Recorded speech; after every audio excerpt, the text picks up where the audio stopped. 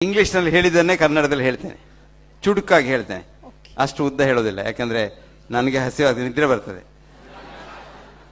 ನಾನು ಊರಿನಲ್ಲಿದ್ದರೆ 9 ಗಂಟೆಗೆ ಮಲಗಬೇಕು, ನಾನು 4 ಗಂಟೆಗೆ ಹೇಳ್ತೇನೆ. ಹಾಗಾಗಿ 9 ಗಂಟೆ ನಂತರ ನಾನು ಈವ್ನಿಂಗ್ ಫಂಕ್ಷನ್ಸ್ ಹೋಗೋದೇ ಇಲ್ಲ. ಯಾಕಂದ್ರೆ ಹೋದರೆ ನಿದ್ರೆ ಬರ್ತದೆ.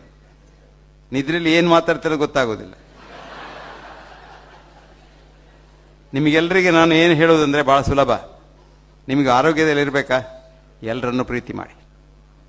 ಅನಾರೋಗ್ಯದಲ್ಲಿರ್ಬೇಕಾ, ದ್ವೇಷ ಮಾಡಿ. ಈ ದ್ವೇಷದಷ್ಟು ದೊಡ್ಡ ಅನಾರೋಗ್ಯಕ್ಕೆ ಕಾರಣ ಬೇರೆ ಇಲ್ಲ. ಅದು ಆ ದ್ವೇಷವೇ ನಿಮ್ಮನ್ನು ಕೊಲ್ಲೋದು, ಆ ನೆಗೆಟಿವ್ ಥಾಟ್ಸೇ ನಿಮ್ಮನ್ನು ಕೊಲ್ಲೋದು. ಮತ್ತೆ ನೀವು ಸುಮ್ಮನೆ ಇದರಲ್ಲಿ ಕೊಲೆಸ್ಟ್ರಾಲ್ ಉಂಟು, ಇದು ಅಂಬಡೆ ಒಳ್ಳೆದಲ್ಲ, ಇದು ಪೂರಿ ಒಳ್ಳೆದಲ್ಲ, ಇದು ಸುಮ್ಮನೆ ಒಳ್ಳೆದಲ್ಲ ಅಂತ ಹೇಳಿಯೇ ಸಾಯ್ತೀರಿ ನೀವು. ಏನಾಗೋದಿಲ್ಲ. ಕೊಲೆಸ್ಟ್ರಾಲ್ ಉಂಟು. ಪ್ರೆಸಿಡೆಂಟ್ ಒಬಾಮಾಗೆ ಬೆಳಿಗ್ಗೆ 6 ಮೊಟ್ಟೆಯ ಆಮ್ಲೆಟ್